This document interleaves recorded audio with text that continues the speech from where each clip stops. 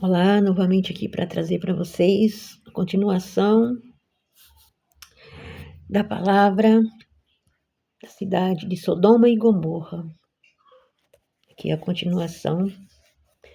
A advertência apresentada às pessoas nos últimos dias por meio do relato de Sodoma e Gomorra é clara. Um dia os ímpios serão destruídos. Aleluia. O pecado é enganoso, pois nos cega para o real estado de nosso coração, escondendo nossas transgressões sobre uma camada de autojustificação. Enquanto somos rápidos em reconhecer os pecados dos outros, no mesmo capítulo em que Deus falou sobre quando o amor derramou sobre sua nação, ele advertiu de que, embora não tenha cometido os mesmos pecados, Ezequiel 16:47, se corrompeu mais do que Sodoma. Israel se prostituiu e cometeu adultério espiritual. Ezequiel 16:41 nos relata essa passagem. Imagine a surpresa do povo ao ouvir que era mais corrupto do que as cidades famosas por seus pecados. Isso não é novidade, não apenas com o antigo Israel, mas com toda a humanidade. Paulo apresentou uma longa lista de pecados humanos que poderia ter sido escrita com base nos jornais de hoje. Romanos 1:18-32. Essa descrição da condição aos gentios não tinha a intenção de criar sentimentos de superioridade entre os judeus, mas levar ao povo de Deus a entender a gravidade de seus pecados. Natã fez a mesma coisa quando contou a Davi a história do homem rico que havia roubado a cordeirinha de um homem pobre. Com essa história, o furor de Davi se acendeu. 2 Samuel 12:5. Porque a injustiça parecia evidente. Aleluia. Mesmo assim, Davi só conseguiu se ver na história quando Natã declarou: "Este homem é você", 2 Samuel 12:7.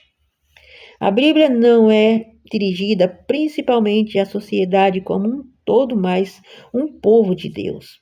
Quando vemos pecados hediondos descritos em passagens como Apocalipse 13-17, isso é uma advertência que nós também poderemos cair nessa armadilha. Aleluia. Que advertência que Deus nos adverte. Que os nossos pecados, que o pecado aqui daquele povo de Israel se tornou mais triste, mais perverso do que Sodoma e Gomorra. O próprio Deus relatou isso. E o que foi para Israel ouvir esta palavra? Ele estava sendo taxado um povo pior do que Sodoma e Gomorra. Porque todos nós sabemos que Sodoma e Gomorra foi destruído pelos pecados. Por exemplo, quando os anjos entraram na casa de Ló, o que aconteceu? Ló, ele tinha duas filhas famosas. E aí Ló ofereceu suas filhas para que eles não perturbassem os anjos. E eles relataram: não estamos atrás das suas filhas, estamos atrás dos homens que entraram aqui.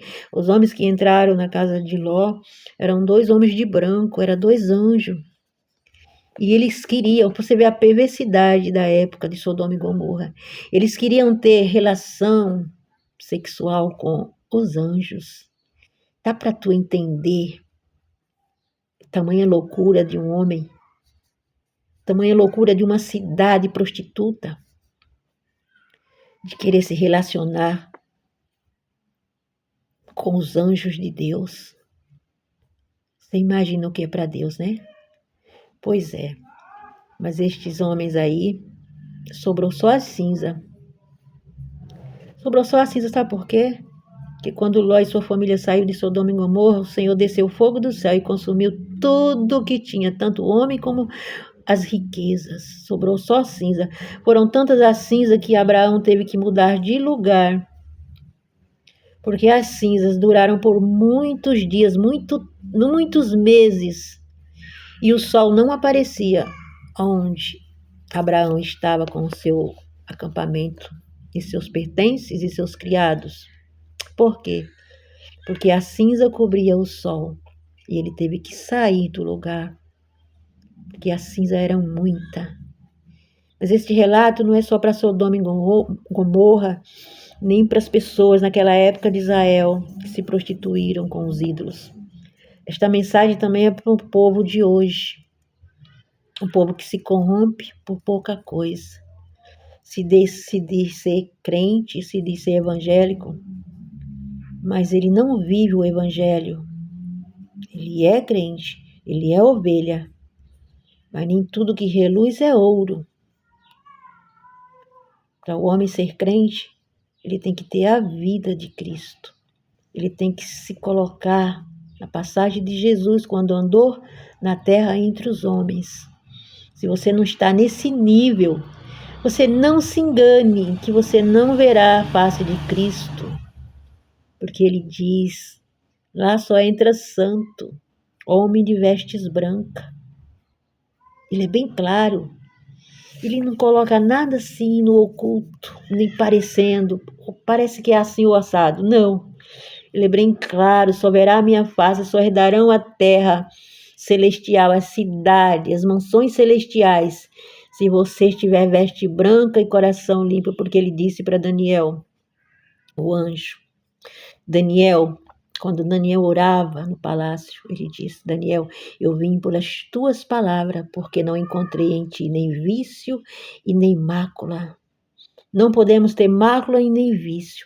Essa é a condição do homem para entrar no reino do céu. Se você gostou da mensagem, se inscreva no meu canal, envie esta mensagem para alguém.